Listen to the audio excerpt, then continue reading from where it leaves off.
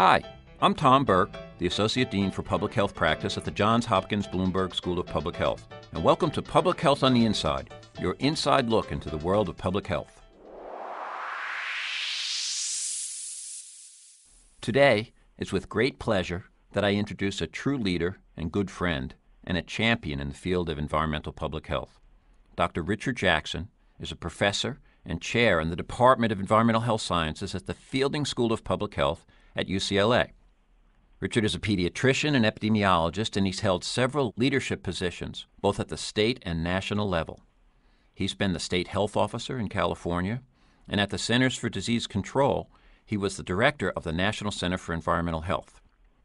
Dick has received numerous awards and accolades during his career, including the Presidential Distinguished Service Award. Recently, he was named a 2012 recipient of the very prestigious Heinz Award for Leadership in the Environment, and at the upcoming annual meeting of the American Public Health Association, he will receive the association's highest award for public health, the Sedgwick Memorial Medal. He's also the host of the PBS series Designing Healthy Communities, which has reached over 1 million viewers. Dick, congratulations on your great achievements, and welcome to Public Health on the Inside. Thanks, Tom, and it's great to be with you. Well, first of all, let me start about the Heinz Award. Congratulations on that. You were awarded for your work in bringing attention to the public health risk of environmental contaminants kind of throughout your career, but also in your work that's really gathering attention on community design and the health risks of populations. Tell us a little bit about that. You know, Tom, I started out in public health as a pediatrician. I was very concerned about all these babies we were seeing from the Central Valley of California with various birth defects, and was concerned about farm worker exposures. Spent about 10 years doing pesticide work. It took almost that long to learn all the chemicals, their effects, how to set up registries, how to track down disease clusters. The need to have some way of measuring what was actually in people, a need to record what chemicals were being used. That led to the birth defects registry. It led to a lot of good things, but when I went to CDC, one of the first things I wanted to put in place was a laboratory program to measure body burdens of chemicals in the American people. And this led to the biomonitoring program, which when we started out measured and profiled about 25 chemicals in the American population. This is where we first discovered that phthalates and BPA were at higher levels in our population, particularly in young people and women of reproductive age. At this point, the CDC biomonitoring program is up to about 400 chemicals, over 400 chemicals that we're profiling in the U.S. population.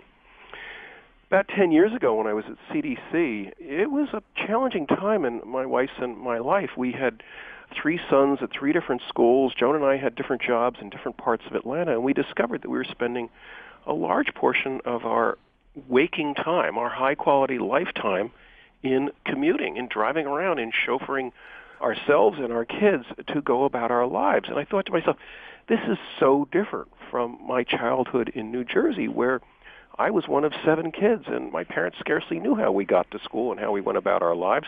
We were able to really negotiate the world that we were in very, very well. And I began to think, I think the way we're building America is not good for people. For our children, it takes their legs away from them. We've gone from 2/3 of kids walking and biking to school in our country a generation ago down to about 12%. Actually, our adult population, about 1/3 of it's obese at this point, and 2/3 of it is overweight and obese. So we've seen major changes in chronic diseases in our population. When I was a young pediatrician, I never saw a child with adult-onset diabetes. We don't call it that now. We call it type 2 diabetes. And more I began to realize these changes that we've created in our physical environment, our nutritional environment, our advertising environment, are really aggravating diseases in our population. And I felt that public health, we were focused very, very narrowly on dealing with each one of these little issues at a time, but we weren't thinking about the systematic problem. As you know, we've worked together, and I recall being down at the National Center for Environmental Health with you on the meetings about biomonitoring when you first began to talk about something very controversial, and that was that community design and zoning might be a huge determinant of health that we really should begin to look at. And frankly, our environmental agencies weren't ready for that. You know, what's funny is the health agencies weren't ready, Tom. My own staff, the epidemiologist, said, "Hey, Dick, you're not an urban planner. You're not an architect. You don't understand these things." I said, "Well, yeah, but I do know air pollution's bad for us, and I know most of our air pollution's coming from vehicles, and having trucks and vehicles sitting stopped in traffic all the time is making air pollution worse. I do know that a lot of our water pollution is originating, and think about Atlanta. Our drinking water came from the Chattahoochee River, and a lot of that water was running off parking lots. Essentially, we've paved over the equivalent area of the state of Georgia in the United States.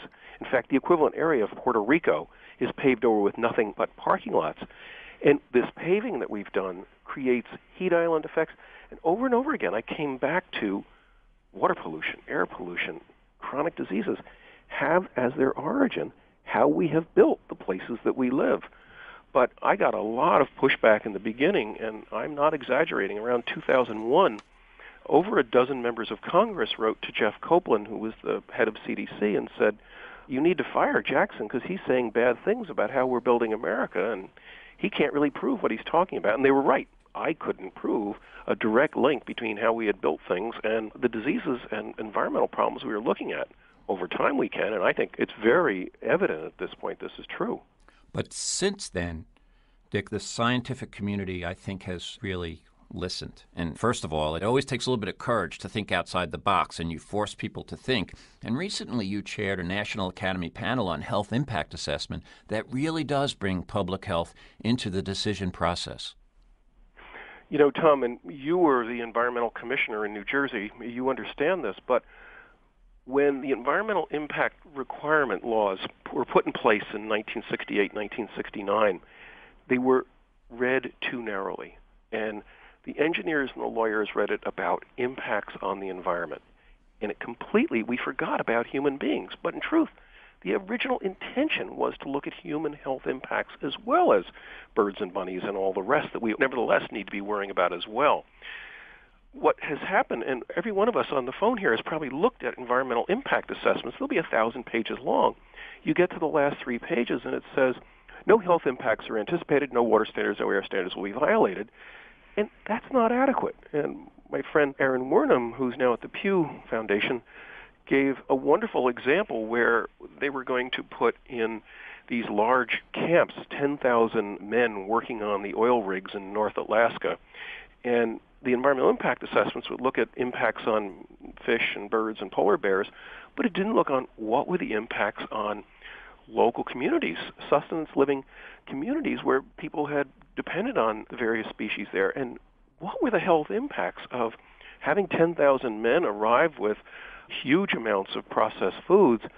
And frankly, a fair amount of money would go flowing into these tribal communities. And the health impacts that were associated with that in terms of diabetes and other diseases were substantial. The tribal elders were much more worried about that than they were even about some of the more obvious things that we think of as traditionally environmental.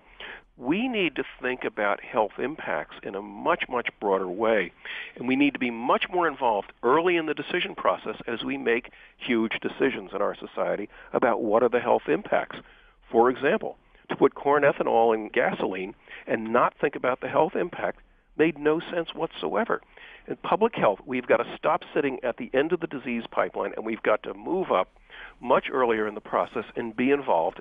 And guess what? People sometimes don't want us there. Public health needs to be at those tables just as we're at the table when we're talking about vaccines and immunization. So, Dick, you've talked about this concept of moving upstream toward prevention, and you've really rattled things by saying things like, well, let's think of obesity as an environmental disease. Tell us about your work on obesity. You know, Tom, there's a remarkable report that just came out from the Institute of Medicine, National Academy of Sciences, on accelerating the confrontation with obesity in our society. And these were mainly white coat clinicians who were coming out with their recommendations about what we should do. Goal number one was to create physical environments that enhance and enable physical activity. This came before all the other recommendations about processed foods and everything else. And I think this has gone from being kind of an abstract thing to really very strongly embedded into the DNA of public health. You know, in 2002 and 2003 at the American Public Health Association meeting, there wasn't a single abstract or presentation on land use or built environment. This past year in Washington, D.C., there were over 300 presentations that had these words in them. Our young people and some of our best and brightest students in both urban planning and in public health are going for joint degrees between the two. And there is a demand now more and more in the counties as they're thinking about general plans and the design of their communities to actually make health the keystone in a lot of these decisions. And what some of the planners and architects and housing folks are saying to me is, when we're arguing health and we have the data to argue it, it actually neutralizes a lot of opposition that we used to run into all the time. Dick, we just have a couple of minutes left, and you just talked about students and people combining degrees. I'd like you to give your perspectives on where the field is going, some of the biggest challenges, and advice you might have for our current and future students to keep that pipeline moving forward. This is really challenging. Our young people, they're pushed very strongly towards specialize, do your PhD, and know everything there is about one narrow subject. And believe me, I completely support that. The idea of a PhD is you know more than anyone in the world when you get done on your one subject. Because when you do that, you learn so much laterally, and you learn how complex so many of the issues we deal with are. But those of us in public health, it's not okay for us to stay in our stovepipe. And in fact, when we stay there, political leaders, decision makers, cannot understand us. And so we've also got to develop the skills to communicate what's important to elected officials, to be able to communicate in the media about what are the things that are important. So you've got to have depth because you're not going to have credibility, but you've got to have breadth if you're going to have any impact at all. So let me challenge you a little bit. Thinking back on your career and your ability to take on challenges that nobody else was thinking about, what is the most important skill that you would recommend our students of today have for the challenges of tomorrow? One is persistence, and I've often said to my students, one of my favorite lines in Walden by Henry David Thoreau is, of all the things I regret, the thing I regret most is my good behavior.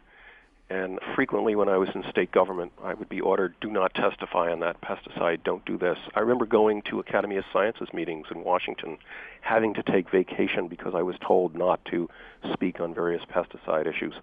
And maybe this is the New Jersey in me and some other people I know, Tom. I like that. Yeah. Don't take any crap from anybody. I think that's wonderful. And that persistence, along with incredible training and experience, has really made you a leader. And Dick, I want to thank you so much for being here today. It was an absolute pleasure speaking with you. Thanks for sharing your knowledge, experience, and common sense with us. And thanks to our listeners. Until next time, this is Public Health on the Inside.